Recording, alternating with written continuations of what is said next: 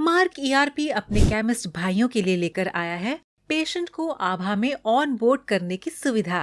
अब केमिस्ट बिना किसी दूसरे प्लेटफॉर्म पर जाए सीधे मार्क ईआरपी से ही बिलिंग के समय पेशेंट को आभा में रजिस्टर कर सकते हैं।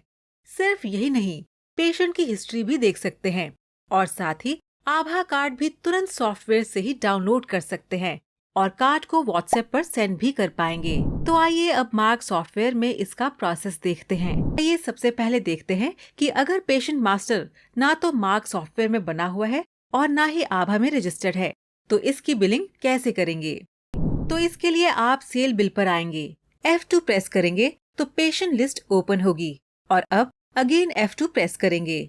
देन कैश का लेजर सिलेक्ट करेंगे, पेशेंट डिटेल मेंशन करके पेशेंट क्रिएट करेंगे और सेव कर देंगे। तो आप देखेंगे जो पेशेंट क्रिएट किया है वो यहाँ शो हो जाएगा। देन अब प्रोडक्ट फील्ड पर आएंगे, आइटम बिल में लोड करेंगे, फिर टैब की प्रेस करेंगे तो इस तरह से ये आभा सिलेक्शन की विंडो ओपन होगी और आप देखेंगे कि अभी यहाँ आभा का बटन रेड है, जिसका मतलब है कि ये पेशेंट आभा पर अनरजिस्टर्ड है। तो आइए अब यहाँ से पेशेंट रजिस्ट्रेशन सिलेक्ट करते हैं और अब यहाँ पेशेंट का आधार नंबर एंटर करके सबमिट कर देंगे। फिर ये कंसेंट फॉर्म ओपन होगा, यहाँ पेशेंट का नेम एंटर करके आई अग्री पर क्लिक कर देंगे। फिर आधार पर जो नंबर रजिस्टर है उस पर OTP आएगा, उसे यहाँ OTP में एंटर कर देंगे। फिर यहाँ कॉरेस्पॉन्डेंस मोबाइल नंबर एंटर कर लेंगे और पेशेंट का जो भी मोबाइल नंबर है कॉरेस्पॉन्डेंस नंबर में मेंशन करेंगे। फिर उसी नंबर पर ही उन्हें आभा से रिलेटेड जो भी कम्युनिकेशन होगी वो रिसीव होगी। ओके करते हैं और अब आप यहाँ आभा एड्रेस मेंशन करेंगे और यहाँ जो ID एंटर करेंगे वो यूनिक होनी चाहिए। आप अपने अकॉर्डिंग भी आभा एड्रेस मेंशन कर सकते हैं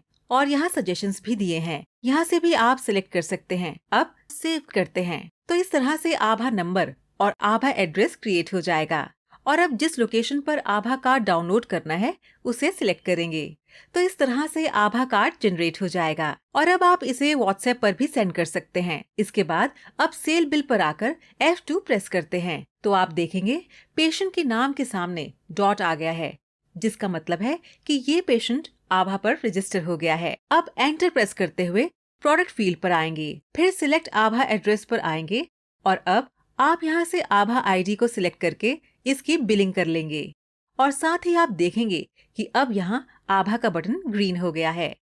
अब टैब की प्रेस करके बिल को सेव करते हैं। फिर बिल का प्रीव्यू देखने के लिए F प्रेस करते हैं तो आप देख सकते हैं पेशेंट की डिटेल्स बिल पर प्रिंट हो गई है। आप देख सकते हैं यहाँ पेशेंट का name, address, date of birth, mobile number, आभा नंबर और आभा एड्रेस प्रिंट हो गया है। बुक पर आते हैं, यहाँ पर आप देखेंगे कि जो पेशेंट आभा पर रजिस्टर है उसकी आभा ID यहाँ राइट साइड में शो हो जाती है और जो पेशेंट आभा पर रजिस्टर नहीं होता है उसकी यहाँ आभा की कोई डिटेल शो नहीं होती है। इसके बाद अब आप डिजिटल से आभा आयुष्मान भारत पर आते हैं तो आपको यहाँ अपलोड आभा बिल्स पेंडिंग का ऑप्शन मिलता है।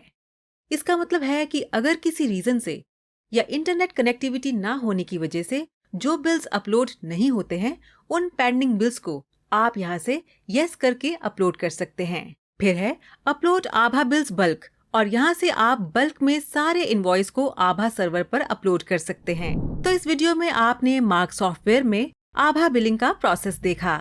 Thanks for watching.